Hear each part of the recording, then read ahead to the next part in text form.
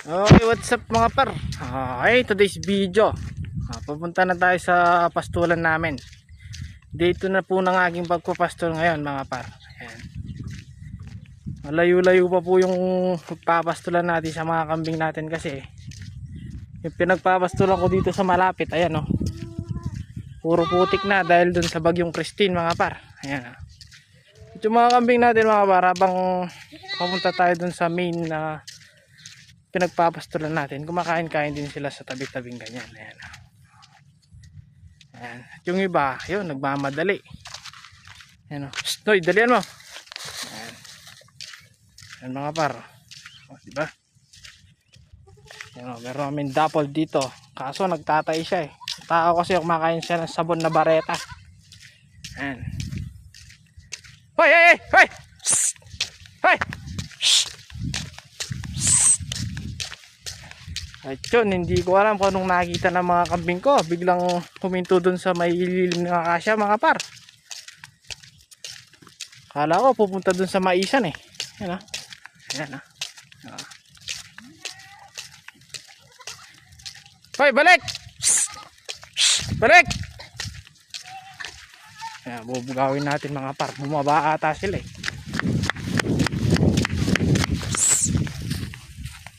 Ayan, bumaba pala sila dun sa ano, pinagapasan ng mga palay. Ayan sila. Ang lalakas ng ano, trip eh. Paro. Mahigit kalating oras na tayo naglalakad dyan mga par. Hindi na tayo nag-video nung simula nung nasa bahay tayo. Ayan o. Pabower to par. Ayan ang ibon par. Ayan o. Isang ano, crane.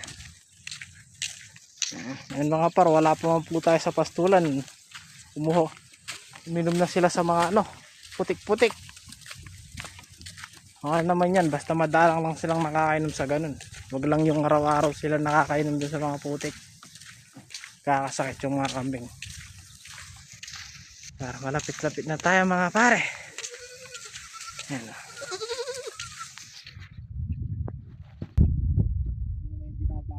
Mga par, putik-putik dahil sa bagyong Christine.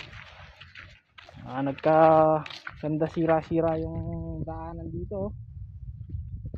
Ano, naglubak-lubak. Pero sa ano naman to kasi sa bukid naman eh. Hindi naman sa mismong ano, barangay. Ay. Dito din kami nagpapastol nung kailan kaso ay ano, pinaglagyan ng mga baka ng mga kabarangay namin kaya hindi namin nakakapagpastol. Ayun yung mga baka nila kaya hindi nakakapagpastol dito. Wala, di na kasi kakainin ng kambing yan eh, lalo na kapag naanuhan ng mga baka. Ayan, para ito pala yung ginagamit kong pang bugaw sa kanila mga par, itim na plastic. Kasi pag nakikita nila, akala nila ano yung nakatali sa kahoy eh. So, maganda itong ganito para yung may pumugaw kang ganito para kapag in case na pumupunta sila sa mga ano, sa mga may nasisira, yun, dali mo sila mabubugaw. Ayan na. At yun na nga mga par, malapit-lapit na tayo sa ating pastulan. Ayan na oh. Nakikita nyo yung may halaman doon, ang layo, di ba?